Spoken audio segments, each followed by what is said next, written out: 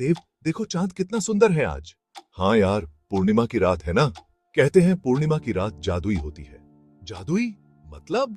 ऐसी कहानियां मैंने सुनी है, खजुराहो के राजाओं के बारे में, उनके खजाने के बारे में। सचमुच? बताओ ना यार। सिद्धार्थ मुस्कुराया। उसे ऐसी कहानियां सुनना और सुनाना बहुत पसंद था। ये लो सिद्धार्थ, ये तुम्हारे दादाजी की किताब है। क्या है इसमें दादी? खजुराहो का इतिहास है। सिद्धार्थ ने किताब खोली। उसमें पुराने चित्र थे, लिखावट अजीब सी थी। अचानक एक पन्ने से एक कागज का टुकड़ा नीचे गिर गया। सिद्धार्थ ने उसे उठाया। मुझे नहीं पता। S1 ये क्या है दादी? उस रात सिद्धार्थ को एक अजीब सपना आया। यह सपना इतना जीवंत और रहस्यमय था कि उसने पहले कभी ऐसा अनुभव नहीं किया था। वह एक अंधेरी गुफा में था। गुफा की दीवारें ठंडी और नमी से भरी हुई थीं, और हर कदम पर उसकी धड़कनें तेज हो रही थीं। उसके सामने एक राजा खड़ा था, जिसकी छवि धुंधली थी, लेकिन उसकी उपस्थिति बहुत ही प्रभावशाली थी। सोने के गहने पहने हुए राजा की आंखों में एक अजीब सी चमक थी, जैसे वह कुछ कहना चाहता। पूर्णिमा की रात, चांदनी की रोशनी में सब कुछ रहस्यमय और अद्भुत लग रहा था। मंदिर का द्वार, खजाने का रास्ता। यह रास्ता उसे किसी प्राचीन खजाने की ओर ले जा रहा था। सिद्धार्थ की नींद खुल गई। वह पसीने से तरबतर था और उसकी सांसें तेज चल रही थीं। उसका दिल तेजी से धड़क रहा था। उसने अपने चारों ओर देखा, लेकिन सब कुछ सामान्य था। सपना बहुत असली लग रहा था। ऐसा लग रहा था जैसे वह वास्तव में उस गुफा में था और राजा से मिला था। क्या यह सिर्फ एक सपना था या फिर कोई इशारा? सिद्धार्थ के मन में कई सवाल उठ रहे थे। उसे याद आया, दादी ने बताया था कि उनके पूर्वज चंदेल राजाओं के सेनापति थे। दादी की कहानियां हमेशा रहस्यमय और रोमांचक होती थी। क्या इस सपने का उनके इतिहास से कोई संबंध था? क्या यह सपना उसे उसके पूर्वजों के किसी रहस्य की ओर इशारा कर रहा था? सिद्धार्थ ने तय किया कि वह इस रहस्य की गहराई में जाएगा और पता लगाएगा कि यह सपना क्या संकेत दे रहा था। अगले दिन सिद्धार्थ पुराने कागज को लेकर लाइब्रेरी पहुंचा। वह जानता था कि यह कोई साधारण कागज नहीं था, बल्कि इसमें छुपे हुए रहस्यों की कुंजी थी। उसे लगा कि शायद यहां उसे कुछ सुराग मिले। लाइब्रेरी की पुरानी दीवारें और धूल भरी किताबें उसे एक अलग ही दुनिया में ले जा रही थीं। वह घंटों किताबों में ढूंढता रहा। हर पन्ना पलटते हुए उसे ऐसा महसूस हो रहा था जैसे वह इतिहास के पन्नों में खो गया हो। अचानक उसकी नजर एक डायरी पर पड़ी। यह कोई साधारण डायरी नहीं थी, बल्कि इसमें छुपे हुए रहस्यों की कहानियां थीं। डायरी एक अंग्रेज खोजकर्ता की थी, जो सालों पहले खजुराहो आया था। उस खोजकर्ता ने अपने अनुभव और खोजों को इस डायरी में संजोया था।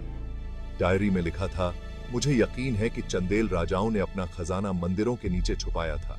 यह पढ़कर सिद्धार्थ की आंखें चमक उठीं। सिद्धार्थ के हाथ कांपने लगे।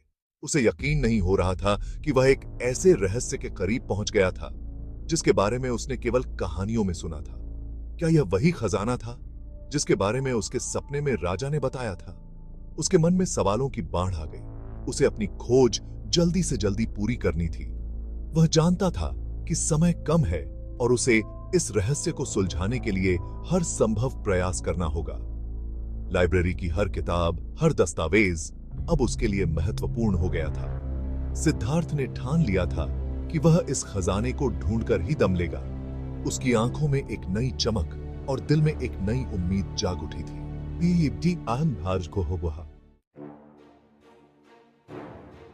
सिद्धार्थ सीधा मंदिर पहुंचा।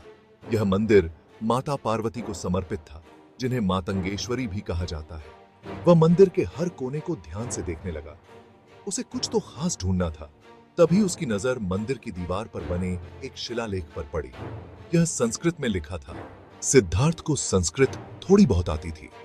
उसने धीरे धीरे शिलालेख पढ़ना शुरू किया। जब चांद मंदिर के शिखर को चूमेगा, तब खजाने का द्वार खुलेगा। पूर्णिमा की रात आ गई थी। सिद्धार्थ मंदिर के पीछे इंतजार कर रहा था। चांद धीरे धीरे ऊपर उठ रहा था। तभी अचानक चांदनी मंदिर के शिखर पर पड़ी। उसी समय मंदिर की दीवार पर एक दरवाजा खुल गया। यह एक गुप्त रास्ता था जो एक गुफा में जाता था। सिद्धार्थ का दिल जोर से धड़क रहा था। क्या यही खजाने का रास्ता था? डर और उत्सुकता के साथ वह गुफा के अंदर चला गया। गुफा अंधेरी और ठंडी थी। सिद्धार्थ ने अपना मोबाइल निकाला और टॉर्च ऑन की। गुफा की दीवारों पर भी प्राचीन शिलालेख बने हुए थे। ये शिलालेख संस्कृत में थे। सिद्धार्थ ने धीरे धीरे शिलालेखों को पढ़ना शुरू किया। हर शिलालेख एक पहेली थी। एक शिलालेख पर लिखा था, 3 देवों के प्रतीक 3 चाबियां छुपाएं। जब चांद फिर से पूरा होगा तब तुम्हें रास्ते दिखाएंगे। सिद्धार्थ समझ गया कि उसे 3 चाबियां ढूंढनी है, लेकिन वे चाबियां कहां होंगी?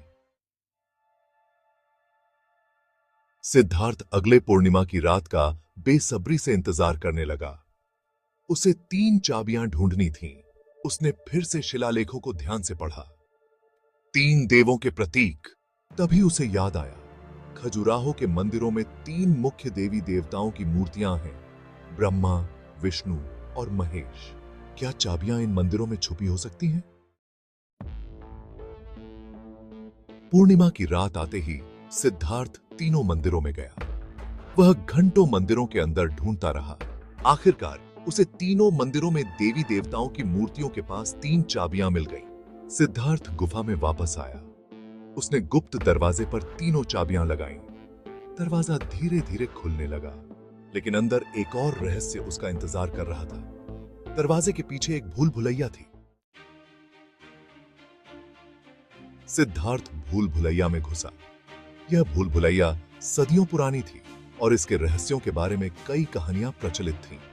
रास्ते टेढ़े मेढ़े थे, दीवारें ऊंची थीं, हर मोड़ पर एक नया रहस्य छिपा था और हर कदम पर एक नई चुनौती। डी वह घंटों भटकता रहा। हर दिशा में उसने रास्ता खोजने की कोशिश की, लेकिन भूल भुलैया ने उसे बार बार भ्रमित किया। आखिरकार उसे भूल भुलैया का केंद्र दिखाई दिया। यह एक अद्भुत दृश्य था, जैसे किसी ने उसे किसी रहस्यमयी दुनिया में पहुंचा दिया। केंद्र में एक पत्थर की मेज थी। यह मेज बहुत पुरानी लग रही थी, जैसे इसे किसी प्राचीन सभ्यता ने बनाया हो। मेज पर एक चमकदार चीज रखी थी। यह चमकदार वस्तु उसकी आंखों को आकर्षित कर रही थी, जैसे कोई जादू हो। सिद्धार्थ पास गया। यह एक नक्शा था, खजाने का नक्शा। उसकी आंखों में चमक आ गई, जैसे उसे अपनी मंजिल मिल गई हो। यह वही नक्शा था जो उसके सपने में था। उसने कई रातें इस नक्शे के बारे में सोचते हुए बिताई थी। सिद्धार्थ ने नक्शे को हाथ में लिया। नक्शा बहुत पुराना था, लेकिन उस पर खजाने का रास्ता स्पष्ट था। उसकी आंखों में खुशी के आंसू थे। उसने सोचा, क्या यह सच में हो सकता है? क्या मैं खजाने तक पहुंच सकता हूं? लेकिन उसकी खोज अभी खत्म नहीं हुई थी। उसे अभी भी कई चुनौतियों का सामना करना था। नक्शे पर एक आखिरी जगह चिह्नित थी, एक गुफा, खजाने वाली गुफा। यह गुफा बहुत रहस्यमयी थी और इसके अंदर जाने का साहस बहुत कम लोगों में था। सिद्धार्थ ने गहरी सांस ली और गुफा की ओर बढ़ा। उसके मन में एक ही विचार था, खजाना मेरा इंतजार कर रहा